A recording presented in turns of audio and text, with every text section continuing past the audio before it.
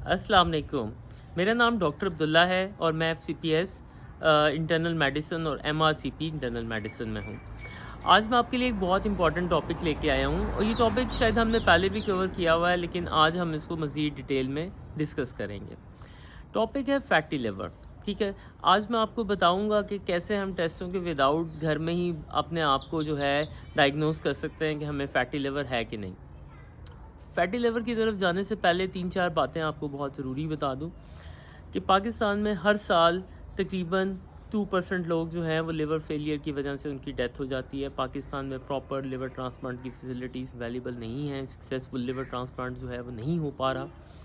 तो और hepatitis B और सी के अलावा फैटी लिवर डिजीज़ एक बहुत बड़ा कंट्रीब्यूटरी फैक्टर है लिवर सिरोसिस का। लिवर सिरोसिस जो है वो इरिवर्सिबल है और अल्टीमेटली आपका पेशेंट जो है वो लिवर सिरोसिस की कॉम्प्लिकेशन से डेथ का शिकार हो जाता है। अच्छा, सबसे पहले हम आपको बताएंगे कि फ़ैटी लिवर बेसिकली क्यों होता है। फैटी लिवर का मतलब ये है कि पेशेंट के अंदर जिगर पे चर्बी का जम जाना। जिगर पे चर्बी कब जमती है?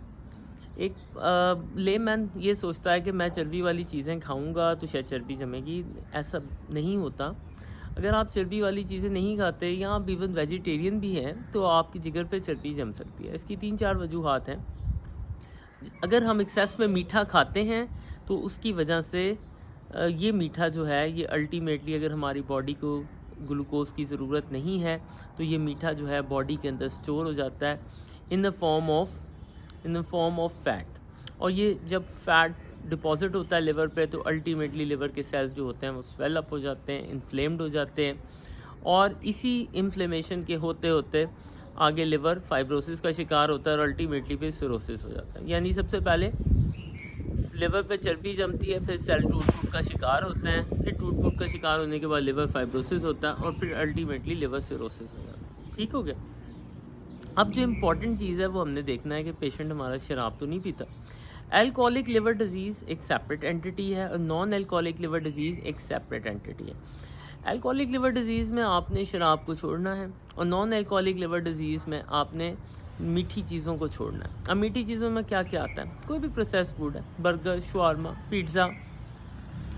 इसके अलावा कॉर्न सिरप्स होते हैं, ठीक है जी, प्रोसेस जो होते हैं, ब्रेड्स होती हैं, वाइट आटा होता है, ठीक है। ये तमाम जो होते हैं ना, ये तमाम के अंदर भी इसी तरह फैटी लिवर को इंक्रीज़ करने वाली जो इंग्रेडिएंट्स हैं वो शामिल हैं। अगर आप कोल्ड ड्रिंक्स बहुत ज़्यादा यूज़ करते हैं, केचप जो है वो बहुत ज़्यादा यूज़ करते हैं, ये इवन जो है ये जामी शीरी वगैरह जो है ये बहुत ज़्यादा यूज़ करते हैं तो फैटी लिवर होने का आपको बहुत ज़्यादा चांस है।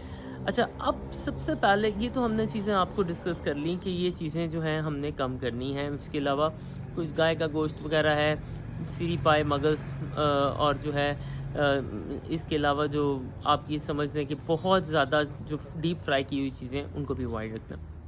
लेकिन हमारे लिए जो सबसे ज़रूरी चीज़ है वो क्या है? सबसे ज़रूरी ये चीज़ है कि हम घर में ही ये जान सकें कि हमें फैटी लिवर है कि नहीं। तो सबसे पहले आपने दीवार के साथ अपने आप को सीधा खड़ा करना है और आपने देखना है कि आप अपने पाँव को देख सकते हैं गर्दन नीचे करके। अगर आपका पेट दरमियान में रुकावट बन रहा है, आप अपने पाँव को नहीं देख सकते, तो आपको 100% फैटी लिवर है। अब जैसे मैंने आपको स्टेजेस बताई थी, पहली स्टेज है NAFLD, यानी जो है लिवर फैटी है लेकिन अभी सेल्स स्वेल अप नहीं हुए, लिवर एंजाइम्स जो हैं वो ठीक होंगे इस स्टेज में।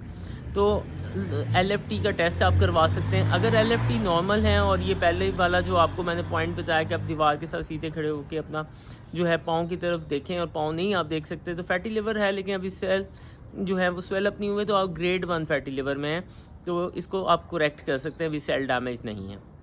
अगर आपके LFTs भी डिरेंज आए हैं तो आप सेकंड स्टेज में हैं और लिवर जो है वो उसके सेल स्वेल अप होके डैमेज हो रहे हैं और स्टीटोसिस का शिकार हो रहे हैं। इसके अलावा थर्ड स्टेज जो है वो अल्ट्रासाउंड से पता चलेगी, लिवर सुकराहट का शिकार हो रहा होगा। फोर्थ स्टेज भी अल्ट्रासाउंड से पता चलेगी कि लिवर बिल्कुल सुकड़ गया, सिरोसिस हो गई। ठीक है जी, यहाँ तक आई होप कि आपको बातें जो हैं वो समझ आ रही।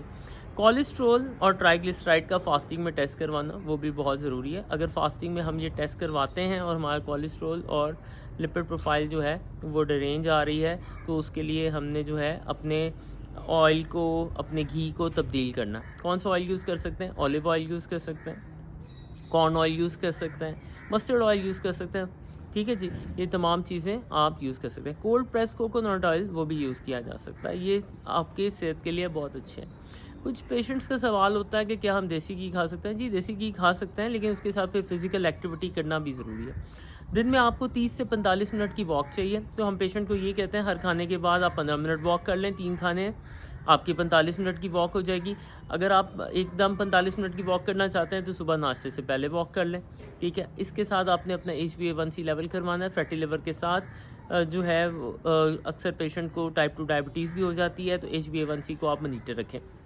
इसके अलावा एक और बहुत इंपॉर्टेंट चीज़ है, वो ये है कि आपने अपना यूरिक एसिड चेक करवाना है। इसके साथ अगर आपके हाथ पाँव जलते हैं, आपको जो है सुनपन की कैफियत भी आती है, आपके जोड़ों में तकलीफ़ भी होती है, तो फैटी लिवर के साथ यूरिक एसिड भी बढ़ जाता है। चलें, यहाँ तक आपको क्लियर हो गया। अब जो है अब हम आते हैं मेडिकेशन की तरफ। तो आपको ये जान के शायद थोड़ी हैरत हो कि हमारे पास एलोपैथी में इसका कोई बाकायदा इलाज नहीं है। कुछ सपोर्टिव ट्रीटमेंट ज़रूर हैं, जैसे हम सिलीमैरिन यूज़ करते हैं। सिलीमैरिन जो है वो लिवर के सेल्स को, टूट फूट को बेहतर करती है, LFTs को इम्प्रूव करती है। जैसे हम कोलेस्ट्रॉल लोअरिंग ड्रग्स यूज़ करते हैं, जिसमें पिटावास्टैटिन है, रोसुवास्टैटिन है, टॉर्वास्टैटिन है। ठीक है जी, वो हम यूज़ करते हैं कोलेस्ट्रॉल और ट्राइग्लिसराइड्स को कंट्रोल करने के लिए। ठीक है जी, यूरिक एसिड को कंट्रोल करने के लिए जो है हम मेडिकेशंस यूज़ कर लेते हैं। एलोपिरिनॉल हम यूज़ कर लेते हैं। ठीक है जी, इसके अलावा अगर ट्राइग्लिसराइड्स ज़्यादा है तो फिनोफाइब्रेट्स भी बाज़ कंडीशंस में यूज़ करना पड़ता है, या ज़ैटिमेब जो है वो भी यूज़ करना पड़ता है। तो बेसिक जो हमारा फोकस है वो लाइफस्टाइल चेंजेस पे। लाइफस्टाइल चेंजेस होंगे तो हमारा पेशेंट ओके रहेगा। लाइफस्टाइल चेंजेस नहीं होंगे तो पेशेंट का लिवर जो है वो फाइब्रोसिस का शिकार होता जाएगा, और जो पेशेंट की कंडीशन है वो वर्स होती जाएगी। तो अगर आपको कोई कह रहा है कि इसका बाकायदा कोई मेडिकेशन से इलाज है, तो ऐसा बिल्कुल नहीं है। आपने अपने लाइफस्टाइल में चेंजेस लाने हैं। शुगर फ्री हो जाएं। शुगर वाली चीज़ों की जगह आप गुड़ का यूज़ कर लें, आप ब्राउन शुगर को यूज़ कर लें, लेकिन वो भी कम अमाउंट में, या आप बिल्कुल जो है सुकराल पे चले जाएं। ठीक है जी, वाइट आटे की जगह जो है ब्राउन आटा यूज़ करें, वाइट राइस की जगह ब्राउन राइस यूज़ करें, तली हुई चीज़ें कम से कम कर दें। लीन मीट यूज़ करें, चिकन का, यानी ब्रेस्ट वाला जो पार्ट होता है बोनलेस, वो यूज़ करें। ठीक है जी, इसके अलावा फ्रूट्स और वेजिटेबल्स पे ज़्यादा फोकस करना है। ठीक है जी, और इन चीज़ों के साथ डेली वॉक, ये चीज़ें अगर आप करेंगे तो इंशाल्लाह फैटी लिवर और इसकी कॉम्प्लिकेशन से बच जाएंगे, और आप उन पेशेंट्स में शामिल नहीं होंगे जो non hepatitis B C cirrhosis का शिकार होकर जल्दी से लिवर फेलियर में चले जाते हैं और डेथ का शिकार हो जाते हैं। मेरा नाम डॉक्टर अब्दुल्ला है। इस वीडियो को देखने का बहुत शुक्रिया, और मैं इस तरह की वीडियोस लेके आता जाता हूँ। तो आप जो है प्लीज़ मेरे चैनल को वीडियो को लाइक करें और चैनल को सब्सक्राइब करें। शुक्रिया।